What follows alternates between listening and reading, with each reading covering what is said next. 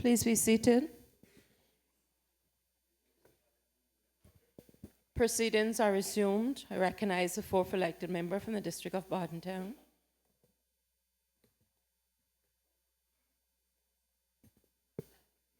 Thank you, Madam Speaker. Madam Speaker, just before we took the break, I was about to move on into a quick look at the financial services and to continue to make my point that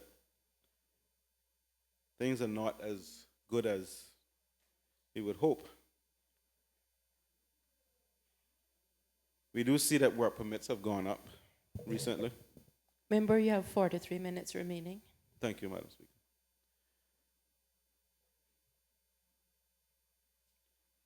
And in addition to that, bank and trust licenses have fallen by 6.3%. Insurance licenses have fallen by 6.7%. Mutual funds have fallen by 0.7%. And stock exchange listings have declined by 2.6%. So in the face of some contractions in financial services, we are still approving work permits at an increasing rate. I will say, however, that new company registrations have increased by 7.8%.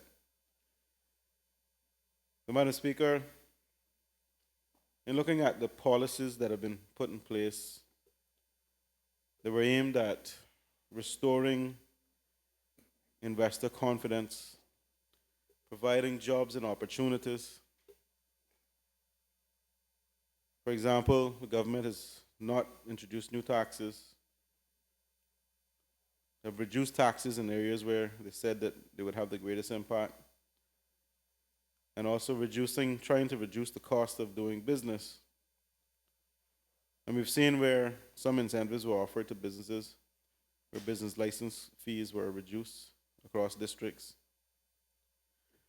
But in the big scheme of things, Madam Speaker, again, this is where I have an issue because I don't think we're doing enough. These things are appreciated by businesses, but the actual economic benefit to businesses is minute when you consider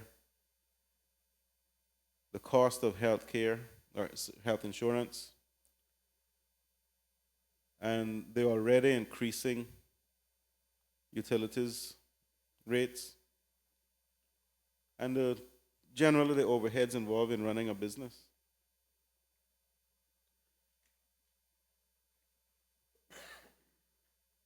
We see that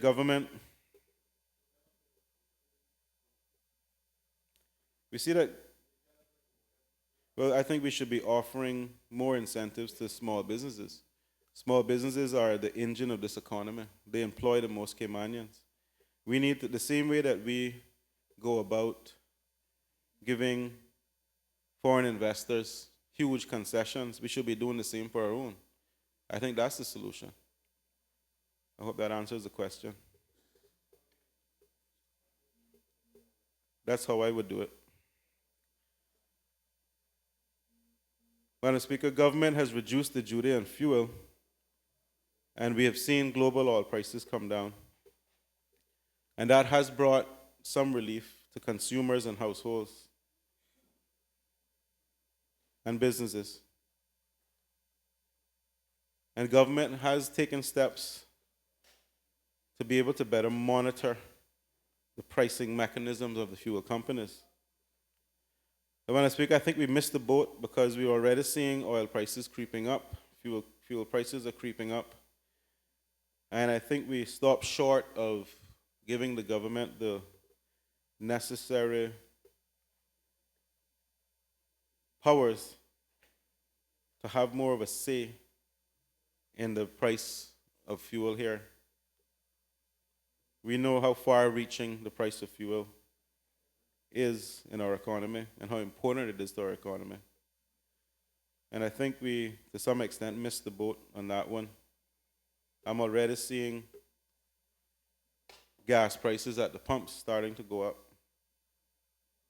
So pretty soon, despite the government's efforts, we're going to be back in a situation where we're feeling the effects of inflation. As I said earlier, I think we need to do a little bit more for small and medium-sized businesses because they're the ones that don't come asking for the concessions. They're the ones that, on a day-to-day basis, just try to operate. But they're the ones that are hiring our people. I haven't seen much evidence that, and I really do hope that when the Minister of Finance winds up, he will point to some evidence indicating that small businesses are doing better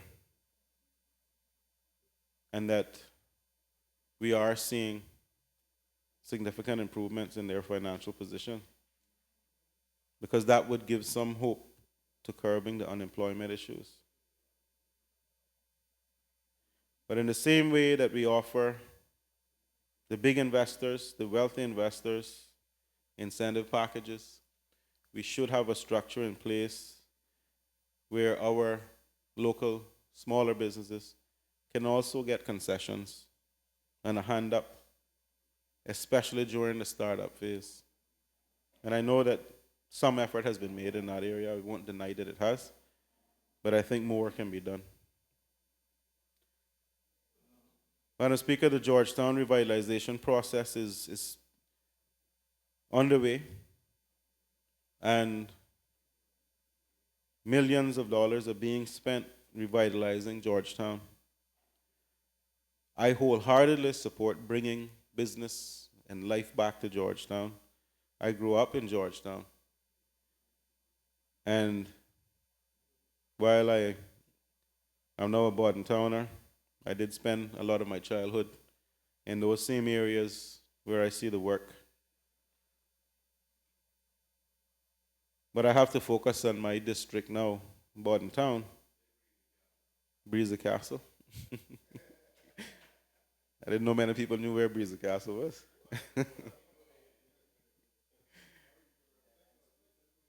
But Breezy Castle has changed. It's changed quite a bit, but I do see some of the road works and so on going through that area as well. It's become an industrial town. Madam Speaker, I did ask for, early on when we were talking about Georgetown revitalization, for a smaller Borden Town revitalization plan to piggyback off of that one, using the same resources and individuals, but at the time that was not accepted. But I do think that with the start of the Beach Bay Hotel, this needs to definitely be looked at. The road going from where the hotel would be located down connecting to Mans Road is underway. And that road is going to open up Central or Borden Town proper to opportunities. And I think that this budget needs to contain some element of investment in that area. We have Borden Towners, Madam Speaker, who own property there, who don't want to sell their property but would much rather develop it and develop businesses that will offer entertainment or services, what have you, to the guests and residents at the Beach Bay facility. Madam Speaker, that is a huge opportunity for Borden Towners. That area of Borden Town is economically depressed. There's not much happening there, and I dare not ask what's going on with the kiosk on the Cowood Beach. I hope so. Because that has been hanging for quite a while as well. But there are many property owners, our own local Borden Towners and Caymanians, who would definitely benefit from, once that road is completed and once the hotel is operational, If you think about it, restaurants, bars, retail establishments, what have you, will benefit. So I think we should be preparing that area and our people there to benefit as much as they can. Again, Madam Speaker, this all goes back to helping our people to help themselves and reducing the reliance on social services and government to assist. When we campaigned, Madam Speaker, we talked about a program of incentives for Eastern communities. We call it the Peace Plan. It's still not too late for that to become a reality. But you can't just have a plan. You have to put the resources and the mechanism behind it for it to work.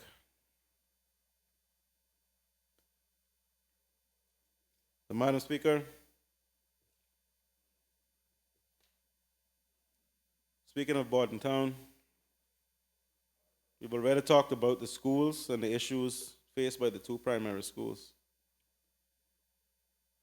And now that we're rolling on into hurricane season, we need to talk about hurricane shelters. Madam Speaker, I have a list of all the hurricane shelters across Grand Cayman. In Georgetown, there are 6 with a capacity of 2,530 people. In West Bay, there are 3 with a capacity of 625 people.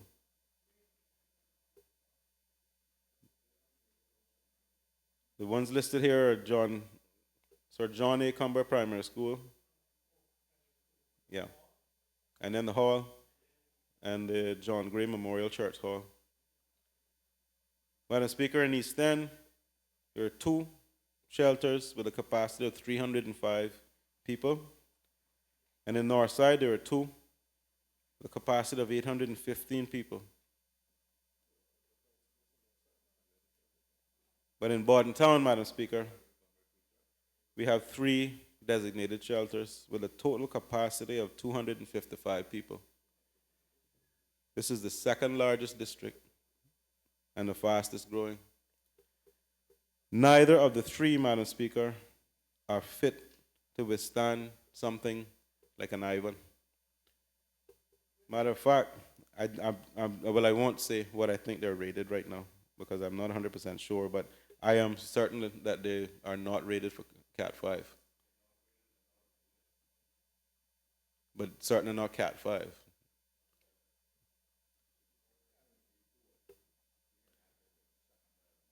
So, Madam Speaker, in comparison to smaller districts like East End and Northside, we actually have less capacity in our hurricane shelters.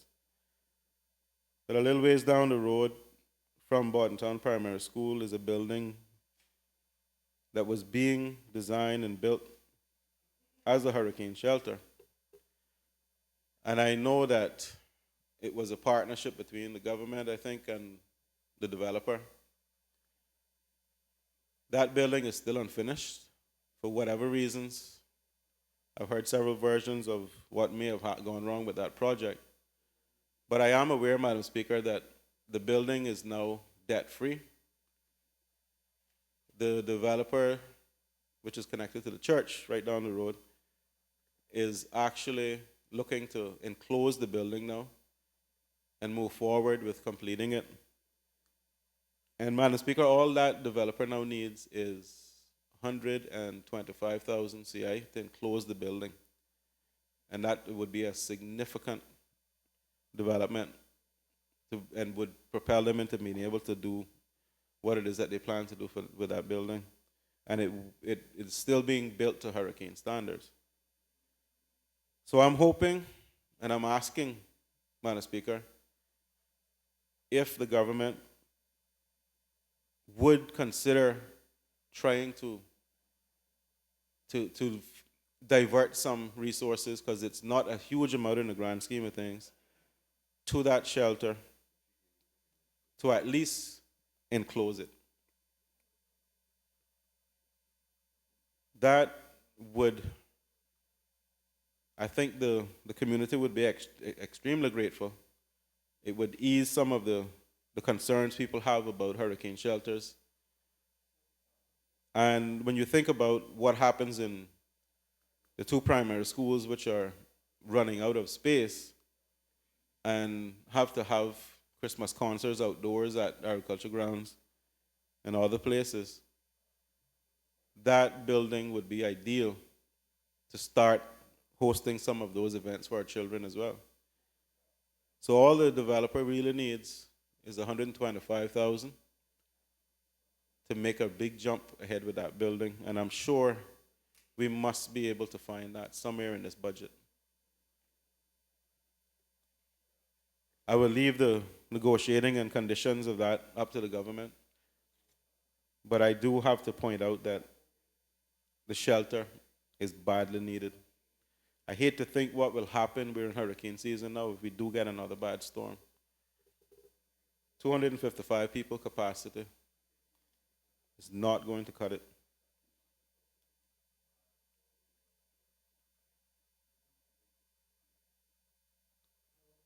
So, Madam Speaker, this is a budget.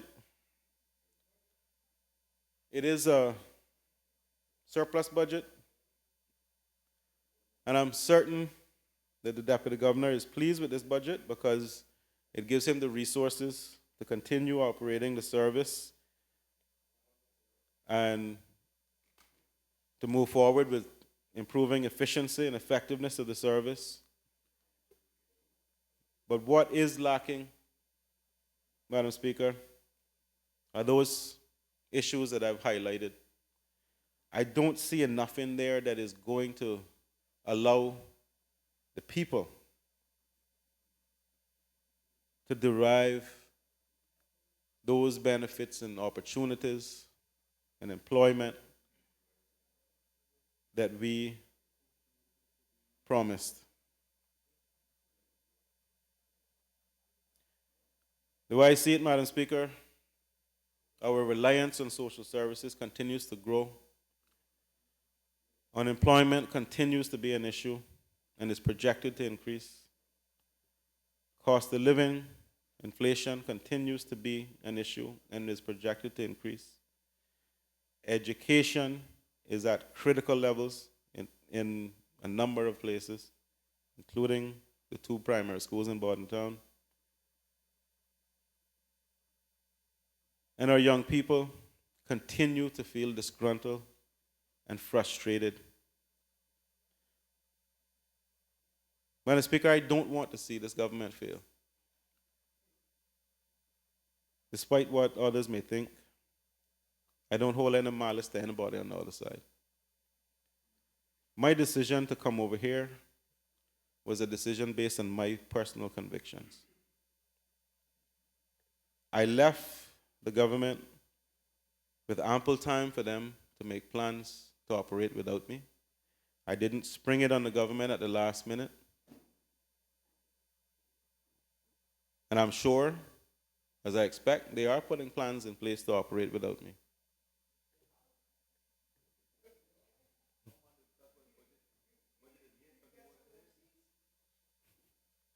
Madam Speaker,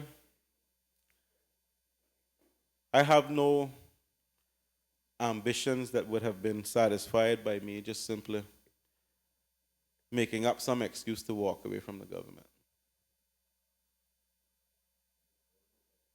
I took a risk. If I was purely a political animal, Madam Speaker, I made a bad decision because I don't have that mechanism, that machinery behind me any longer. I'm a lone wolf to some extent. And I can't do as much for my constituents as I could have done sitting on the government bench. But, Madam Speaker, what kind of representative would I have been if I had chosen to compromise my values out of necessity for me to survive politically? I am not that sort of representative, Madam Speaker. I feel strongly about certain issues, and I made a decision to remove myself, and I gave the government more than enough time to prepare to replace me.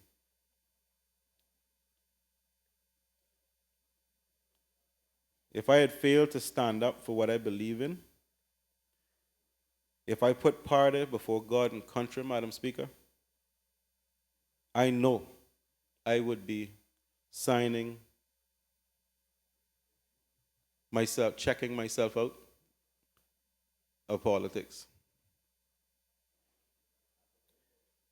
Madam Speaker, I remember when I got elected,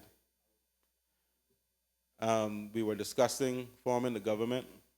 There were a number of discussions. And I said to the Honorable Premier, use me where you think I will do the most good. Madam Speaker, my mistake was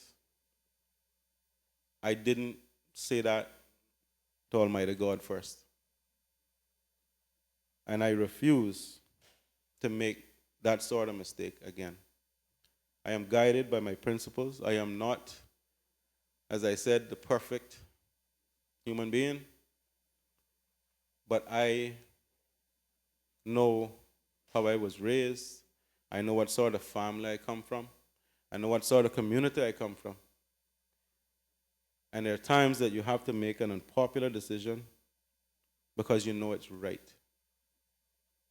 And that was a personal decision for me. I don't judge anybody who didn't make the same decision. But for me, the issue was large enough. And I knew the people who I represent respect me for it. And so, Madam Speaker, if at the end of the day, I pay a price for that, well then so be it. But I'm very strong in my convictions and my beliefs. And maybe if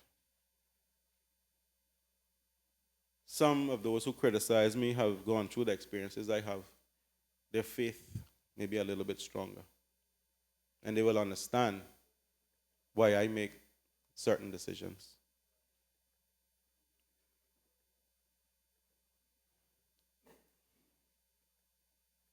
Madam Speaker, I wish the government well in this final year of their term. I remain committed to the people of Bordentown. I remain committed to assisting and supporting the things that are good for this country.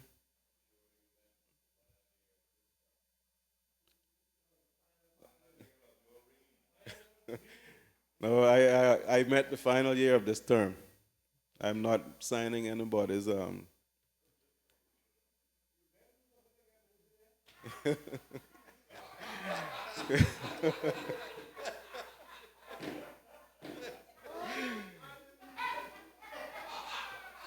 Speaker, I'm not so presumptuous. I believe that if I am deserving and I am worthy, it will come.